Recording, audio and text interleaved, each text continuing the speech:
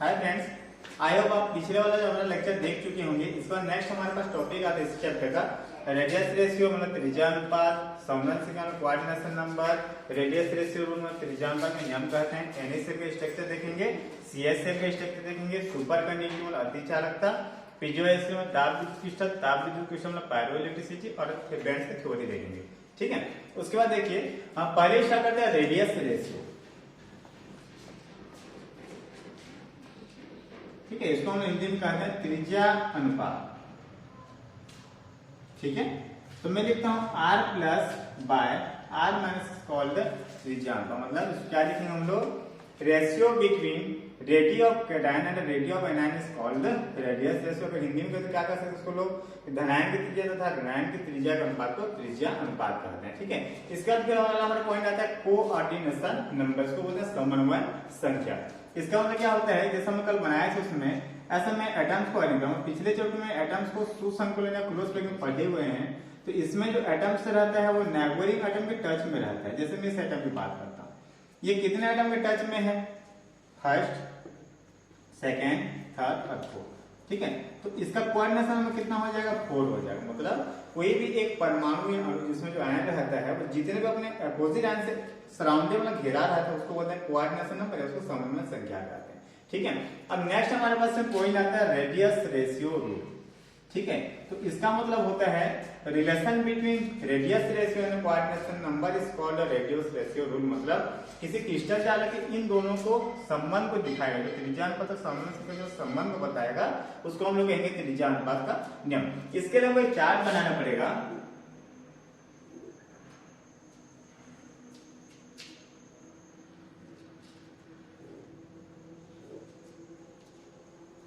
मैं फर्स्ट में लेता हूं सीरियल नंबर, सेकेंड में आता है रेडियस रेशियो। ठीक है, इसको हम लोग कहेंगे त्रिज्या अनुपात। इसके बाद यहाँ पे आएगा कोऑर्डिनेशन नंबर, इसको हम लोग कहते हैं समन्वय संख्या।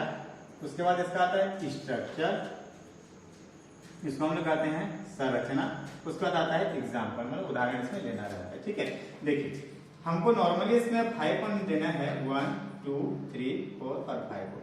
ठीक, मैं क्या करता हूं, जो रेडियस रेशियो हमारा है तो मतलब इसमें r प्लस और r माइनस का जो वैल्यू है कितना हो सकता है, कभी भी 1 से ज्यादा नहीं हो सकता। अगर इसका वैल्यू 1 से लेकर के 0.732 के बीच में आया, ठीक है, तो उसका कोऑर्डिनेशन नंबर होता है 8। इसका स्ट्रक्चर बोलता है क्यूबिक, हिंदी में इसको हम लोग कहते हैं घनी। इसका एग्जांपल होता है सीजियम क्लोराइड, इसको CaCl से शो करते हैं। ठीक है, इसके बाद सेकंड देखिए, जहां पे n हुआ 0.732 से यहीं से स्टार्ट के 0.414, इसका समन्वय संख्या होता है 6, मतलब 6 होता है। इसको बोलते हैं ऑक्टाहेड्रल। ठीक है, इसको हम लोग कहते हैं हिंदी में अष्टफलकीय। इसका एग्जांपल होता है NaCl, मतलब आपका सोडियम में जो नमक का स्ट्रक्चर है इस वजह से बना रहता है। ठीक है, अब नेक्स्ट देखिए हम कहां पे खत्म किए हैं, 0.41, तो 0.414 से लेकर के 0.225 होता है। इसका कोऑर्डिनेशन नंबर होता है 4। इसको बोलते हैं हम लोग टेट्राहेड्रल, इसको हम हिंदी में कहते हैं चतुष्फलकीय। इसमें इसका हो जाता है एग्जांपल, इसका आता है ZnS। ठीक है, उसका नेक्स्ट इसमें आता है, कहां पे लाइन किया, इसको 0.225 तो 0.2252 टू 0.155। इसका होता है कोऑर्डिनेशन नंबर 3। इसको हम लोग बोलते हैं ट्राइगोनल। ट्राइगोनल भी कहते हैं, ट्राइगोनल प्लेनर भी कहते हैं, इसको हिंदी में कहते हैं त्रिकोणीय समतलीय। त्रिकोणीय समतलीय भी कह सकते हो, इसके त्रिकोणीय भी कह सकते हैं। फिर इसमें इसका एग्जांपल आता है बोरान ऑक्साइड का आता है। नेक्स्ट एक और बच गया 0.155, तो इसका वैल्यू 0 के बीच में अगर हुआ तो इसमें जो आता है कोऑर्डिनेशन नंबर 2 आता है। इसको हम कहते हैं लीनियर, इसको हम कहते हैं रेखीय। इसमें एग्जांपल आता है HF2 1-।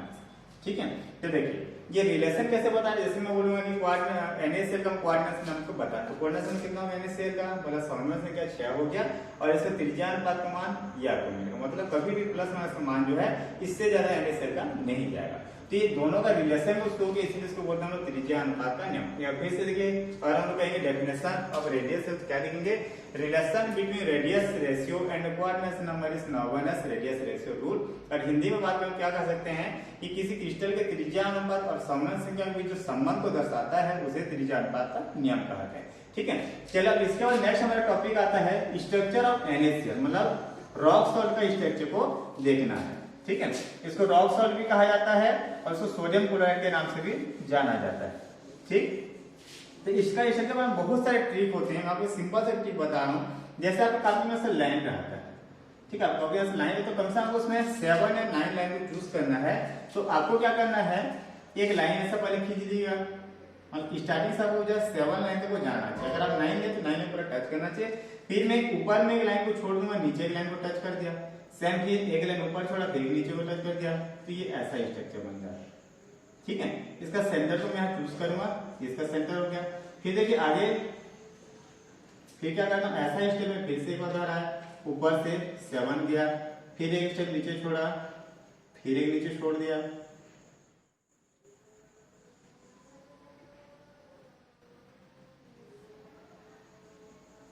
ठीक है, एक स्टेप और करते हैं।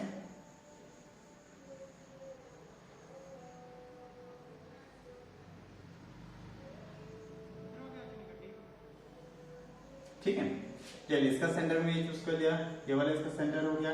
मेरे से डायग्राम टेढ़ा में हो सकेगा, आप इसमें स्केल में आप बनाओगे तो ये डायग्राम पूरा आपका स्टील में सीधा बनना चाहिए। मैं अब क्या करना है इसमें आयंस को पहले फिलअप कर देता हूँ। ठीक है, आयंस कैसे फिलअप करूंगा, NaCl को डिवाइड करेंगे तो क्या होता है Na प्लस और Cl माइनस में डिवाइड हो जाता है। ठीक है, तो हम चाहें तो यहाँ पे ऐसा एक ब्लैंक वाला लेंगे और ऐसा पूरा डार्क वाला एक आयन लेते हैं, तो मैं इसको मान लेता हूँ Na प्लस और ब्लैक वाला मान लेता हूँ Cl माइनस। ठीक है, आपको जो भी निकाल किसी का उल्टा इसको कर सकते हो। मैं क्या किया, यहाँ पे डार्क सिस्टम में Cl को यहाँ पे डाला, तो नेक्स्ट यहाँ पे डालूंगा व्हाइट में Na को डाला, Cl Na Cl Na। आप यहाँ पे ध्यान से देखिए, अगर यहाँ पे ब्लैक वाला मतलब डार्क वाला डाला तो मुझको नीचे में लाइट वाला मतलब फिर वाला को डालना है इसमें। ठीक है, तो आपस में मिक्स हो जाना चाहिए। फिर इसमें क्या करेंगे, हम यहाँ डार्क डालेंगे, फिर इसमें आएगा मिक्स इस प्रकार से, फिर यहाँ पे आएगा डार्क आएगा, next white dark white dark white dark means Cl Na Cl, फिर यहाँ पे आ जाएगा आपका Cl Na Cl Na Cl Na, फिर यहाँ पे आएगा Cl Na, ये हो गया Cl हो गया। अब मैं 3 पॉइंट्स आपस में से मैच कर देता हूँ, ये 3 पॉइंट्स आपस में मैच हो गए।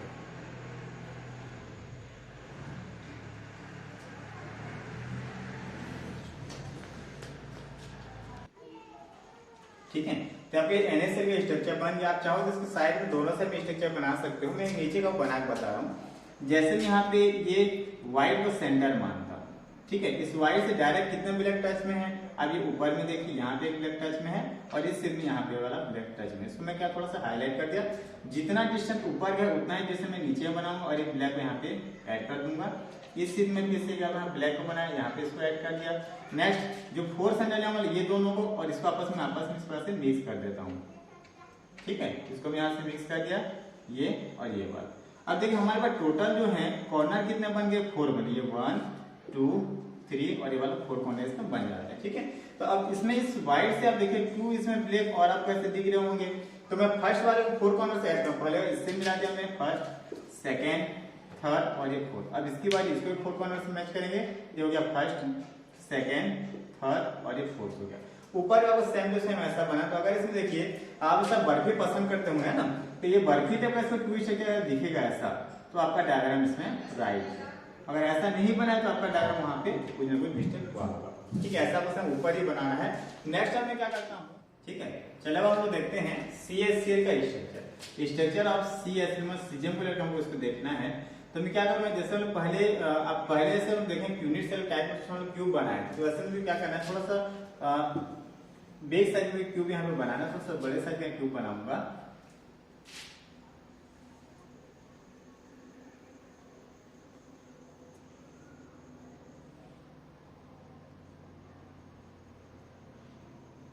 ठीक। अब मैं क्या किया इसमें CS प्लस को लेता हूँ, उसको ऐसे ब्लैंक कर दूंगा और Cl माइनस को मैं डार्क रूप में शो करता हूँ। तो मैं यहाँ पे ब्लैंक कर देता हूँ, मतलब CS मतलब यहाँ पे सब में फिलअप कर दिया। क्लियर है। नेक्स्ट इसको क्या करता हूँ मैं ऐसा ही क्यूब और इसके इंटर काटता हूँ, भीतर में और एक डाल दूंगा इसके इंटर साइड में। इनर साइड में यहाँ पे मैं फिलअप कर रहा हूँ ये, फिर सेम साइज में मुझे क्यूब बनाना है ना।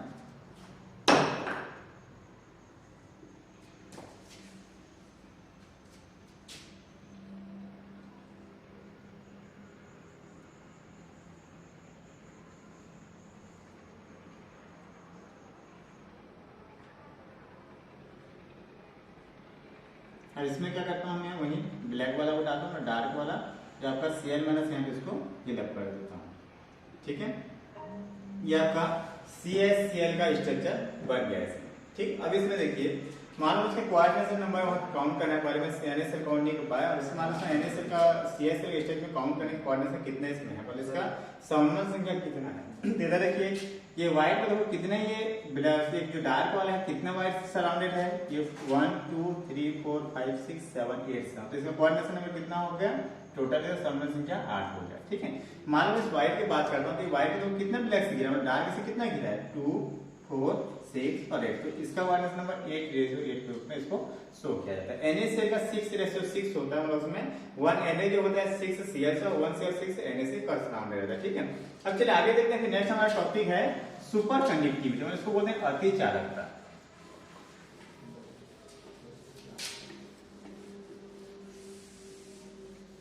ठीक है, अब अति चालकता का क्या कहते हो, जब कहीं पे कंडक्टर को देखते हैं उसका करंट फ्लो होता है, मान लो इस वायर में करंट फ्लो हो रहा है।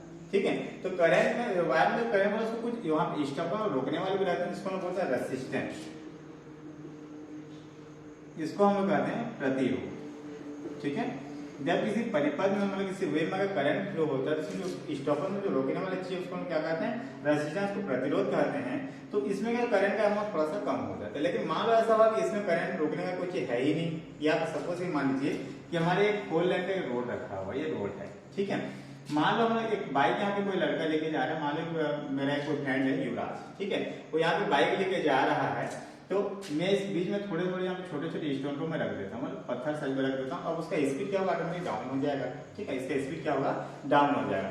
मान लो अब मैं इस स्टोन को वहां से रिमूव कर दिया तो कितना स्पीड चलेगा, वो फुल, अगर इसमें गाड़ी को इतना स्पीड करेगा तो वो जाकर कहीं पे ठोका भी जाएगा, मतलब स्पीड उसका पूरा टोटल फुल हो जाएगा। ठीक है, तो अगर मैं यहाँ पे कुछ रेजिस्टेंस मतलब स्टॉपर को रखता हूँ, उसका करंट वाला स्पीड ऑटोमेटिक क्या होगा, स्लो हो गया, और रेजिस्टेंस को मैं निकाल दूंगा तो क्या होगा, उसका स्पीड ऑटोमेटिक इंक्रीज में बढ़ जा रहा है। ठीक है, तो वायर में अगर रेजिस्टेंस को 0 कर देंगे तो उसमें उसका कंडक्टिविटी ऑटोमेटिक बढ़ेगा, तो उसको सुपर कंडक्टिविटी कहते हैं। तो कब ऐसा हो सकता है, 0। ठीक है, तो कब ऐसा होता है, एक फिक्स टेम्परेचर पे ऐसा होता है। ठीक है, फिक्स टेम्परेचर में सभी नॉन मेटल का मेटल सभी के इसका अलग टेम्परेचर पे कंडक्टिविटी शो कर रहे हैं। ठीक है, तो मैं मरकरी जैसे रहता हूँ, मरकरी क्या हाई कंडक्टिविटी शो करता है, तो इसका डेफिनेशन में क्या लिखना है सुपर कंडक्टिविटी का, जैसे मैं हिंदी में क्या लिखूंगा, किसी पदार्थ में प्रतिरोध शून्य होने पे उसमें विद्युत चालकता सर्वाधिक होती है, उसको लोग सुपर कंडक्टिविटी कहते हैं। और उस वे को उसको क्या कहें, सुपर कंडक्टर, मतलब उसको अति चालकता का कैरेक्टर कहेंगे, और उस परिपथ को क्या कहेंगे, अति चालक कहेंगे। ठीक है, फिर से वह देखिए मैं क्या लिखूंगा, किसी निश्चित ताप पर किसी पदार्थ में या किसी परिपथ में विद्युत धारा सर्वाधिक प्रवाहित होता है तो उस पदार्थ को अति चालक कहेंगे, और उसमें बहने वाली विद्युत धारा की मात्रा को अति चालकता या उस कैरेक्टर को अति चालकता कहेंगे। ठीक है, इंग्लिश में क्या लिखेंगे, where resistance is 0 then the conductivity is higher is called as superconductor and its character is known as superconductivity। ठीक है, चलिए अब इधर देखिए नेक्स्ट हमारे पास आता है इलेक्ट्रिसिटी प्रोड्यूस करने बहुत सारे टाइप होते हैं, जिसमें 2 टाइप्स में दिया गया, piezo electricity and pyro electricity. ठीक है, आप जैसे जानते हैं कि हम लोग करंट कैसे बनाते हैं, कोयला को कोल को हम ले उसको बर्न के उसमें से करंट बनता है, कि न्यूक्लियर रिएक्टर से करंट बनाते हैं, कि वाटर से करंट बनाते हैं टरबाइन घुमा करके, है ना। इसके अलावा और भी कुछ ऑप्शन हमारे पास रहते हैं क्या, तो उसमें एक ऑप्शन वहां पे दिया पीजो इलेक्ट्रिसिटी को बोल रहे हैं दाब विद्युत क्रिस्टल। मैं लिख देता हूं पीजो इलेक्ट्रिसिटी। ठीक है, इसको पीजो इलेक्ट्रिक कह सकता, हिंदी में इसको कहते हैं हम लोग दाब विद्युत क्रिस्टल। अगर सरल शब्द में इसको समझाना तो हम ये कह सकते हैं कि जिससे दाब लगाएंगे तो करंट बनाएगा तो दाब विद्युत क्रिस्टल कहलाएगा, मतलब इसको प्रेशर डालेंगे तो प्रेशर तो करंट कन्वर्ट कर देगा, तो उसको हम क्या कहेंगे, दाब विद्युत या पीजो इलेक्ट्रिसिटी कहते हैं। जैसे कि मान लीजिए बात हमारे एक चार्जर बनता है जो शूज में लगता है। ठीक है, शूज हमारा हो गया, तो शूज में एक चार्जर लगा रहता है, तो यहाँ नीचे में उसका प्रेशर डालने से चार्ज करता है। ठीक है, यहाँ से चार्जर से वायर लगा रहता है और मोबाइल के साथ कनेक्ट रहता है। तो जब कोई आदमी वॉक पे जाता है, मॉर्निंग वॉक पे जब वो चलता है, ठीक है, तो उसका पैर क्या हुआ से उस जूते को स्पर्श करेगा, अपने आप में उसको प्रेशर लगाएगा, इसके नीचे वहां ऐसा ऊपर नीचे स्पीड है वहां पे दबेगा, है ना। तो इसको जैसे वहां प्रेशर लगा तो वहां पे ये प्रेशर के थ्रू से करंट बना और करंट किसको चार्ज किया, मोबाइल को चार्ज किया। ठीक है, तो प्रेशर को से जो करंट बनाता है उसको हम बोलेंगे पीजो इलेक्ट्रिसिटी, और उस मैटर को कहेंगे, मतलब उस सब्सटेंस को हम बोलेंगे पीजो इलेक्ट्रिक मैटर कहते हैं। ठीक है, चलिए नेक्स्ट इसमें आता है ताप विद्युत क्रिस्टल, इसको बोलते हैं पायरो इलेक्ट्रिसिटी। तो जैसे इसमें वर्ड से पता चल रहा है, पायरो मीन्स टेम्परेचर दिया हुआ है। ठीक है, तो जो टेम्परेचर को इलेक्ट्रिसिटी में कन्वर्ट करे, मतलब पायरो टू इलेक्ट्रिक कन्वर्ट करे, उसको क्या बोलेंगे, ताप विद्युत क्रिस्टल कहेंगे। जैसे आप देखेंगे सोलर पैनल को देख लो। ठीक है, सोलर पैनल जो होता है वो सन के हीट को लेता है, मतलब उसके एनर्जी को लेता है और वो क्या में कन्वर्ट हो जाता है, उसको इलेक्ट्रिसिटी या बैटरी में उसको स्टोर करके रख देता है। ठीक है, यहाँ पे मैं सोलर पैनल लगा, यहाँ से जाके बैटरी में फिट रहता है। ठीक, जैसे वहां पे धूप पड़ेगी तो धीरे धीरे क्या हीट होता है, उसके लाइट को लेता है और इस हीट के थ्रू से क्या करता है, उसके एनर्जी को और उसके टेम्परेचर को क्या में कन्वर्ट कर दिया, उसको इलेक्ट्रिसिटी में कन्वर्ट कर दिया। तो ऐसे सारे के सारे जो मेटल है हमारे जो सब्सटेंस को बोलेंगे पायरो इलेक्ट्रिसिटी, मतलब टेम्परेचर को इलेक्ट्रिसिटी में कन्वर्ट करना और ताप को करंट में बदलना, उसको ताप विद्युत क्रिस्टल कहेंगे। इंग्लिश में उसको बोलेंगे पायरो इलेक्ट्रिक या पायरो इलेक्ट्रिसिटी कहते हैं। अब हमारा नेक्स्ट टाइप इसमें टॉपिक आता है बैंड थ्योरी ऑफ मेटल्स में धातुओं का बैंड सिद्धांत आता है। ठीक है, अब जैसे हम जानते हैं इसको हम लोग धातुओं में चालकता सिद्धांत भी कह सकते हैं। ठीक है, हम जानते हैं कि धातु जो होते हैं केवल क्या होता है, सुचालक होते हैं, कुचालक हो नहीं सकते। ठीक है, तो चालकता सिद्धांत किसको बोलेंगे हम लोग, चालकता सिद्धांत या धातुओं का या बैंड का सिद्धांत जैसे होता है। ठीक, तो चालकता के हिसाब से पदार्थ को हम लोग 3 टाइप्स में इसको डिवाइड करके रखे हुए हैं। जैसे सबसे फर्स्ट होता है कंडक्टर। ठीक है, इसको हम क्या कहते हैं, सुचालक। दूसरा आता है नॉन कंडक्टर, इसको कहते हैं कुचालक। और तीसरा प्रकार आता है इसमें सेमीकंडक्टर, इसको कहते हैं अर्धचालक। ठीक है, सुचालक, कुचालक, अर्धचालक। सुचालक मतलब जिसमें करंट जाएगा, कुचालक मतलब जिसमें करंट बिल्कुल जाएगा ही नहीं, और अर्धचालक मतलब जिसमें कभी जाता कभी नहीं जाता। तो कंडीशन पे डिपेंड करता है। ठीक है, तो सबसे पहले हम देख लेते हैं सुचालक को। तो इससे पहले आप देखिए कि थ्योरी क्या क्या कहता है कि कहीं भी जिस सब्जेक्ट में करंट जाए चाहे न जाए उसमें 2 बैंड्स होते हैं कहता है। ठीक है, जैसे मैं एक बैंड बना रहा हूँ, यहाँ पे ये पूरा व्हाइट दिख रहा है, और एक बैंड बना रहा हूँ जिसमें थोड़े से इलेक्ट्रॉन को फिलअप कर दिया, इसको बोलेंगे ब्लैंक बैंड, और ये कहलाता है वैलेंस बैंड कहलाता है। ठीक है, इसको रिक्त बैंड बोलेंगे, उसको संयोजी बैंड कहते हैं। ठीक है, तो इलेक्ट्रॉन यहाँ पे इलेक्ट्रॉन को जंप करके मतलब उसको मूव करके वहां पे जाना है। तो जैसे मैं क्या किया, दोनों बैंड को यहाँ आपस में टच करा देता हूँ। ऊपर में क्या है, ब्लैंक वाला है, नीचे में इसका व्हाइट बैंड, मतलब उसका बैलेंस होने पर रखा हुआ। ठीक है, तो चूंकि दोनों बैंड आपस में टच हो गए हैं तो यहाँ से इजिली इलेक्ट्रॉन यहाँ पे मूव कर सकता है। ये क्या हो जाएगा, कंडक्टर हो जाएगा। ठीक है, ये क्या हो जाएगा, कंडक्टर हो जाएगा। क्लियर है, क्योंकि इसमें इलेक्ट्रिसिटी इजीली फ्लो होगा तो कंडक्टर में सुचालक हो जाएगा। सेकंड इसका टाइप जैसा था कुचालक। तो मैं क्या करता हूँ, दोनों बैंड को बहुत डिस्टेंस में रख देता हूँ। डिस्टेंस कैसे, मतलब एक यहाँ पे आ गया ब्लैंक वाला बैंड और सेकंड यहाँ पे आ जाएगा वैलेंस बैंड, बहुत दूर में ये वाला हो गया। ठीक है, तो क्या क्या हम लोग ब्लैंक बैंड को लेकर मैं क्या किया, इसमें वैलेंस बैंड को बहुत डिस्टेंस में रखा हूँ। यहाँ का वो डिस्टेंस कितना ज्यादा है, तो यहाँ से इलेक्ट्रॉन कैसे जाएगा। आप ये सोचिए कि हमारे पास एक मतलब जहाँ पे जा रहे बीच में रिवर है और हम इस साइड में खड़े हुए हैं, तो इस साइड में कैसे जाएंगे, तो पुल नहीं बनेगा।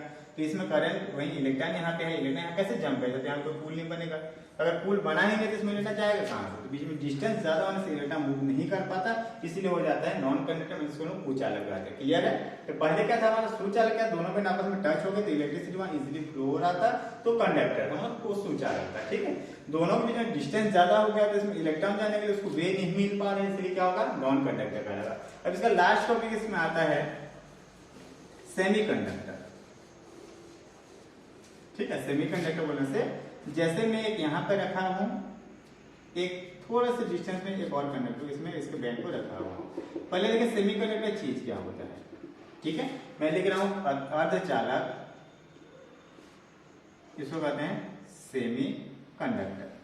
ठीक है, देखिए ऐसा हो गया कि मान लीजिए मैं कुछ एक कंडक्टर सेमी कंडक्टर रखा, उसको लेकर के जैसे आपका देखो सॉकेट में ऐसा पिन रहता है बोर्ड में या चार्जिंग में, तो उस पिन में लेकर के मान लो इसको ऐसा चेक करके डाल दिया।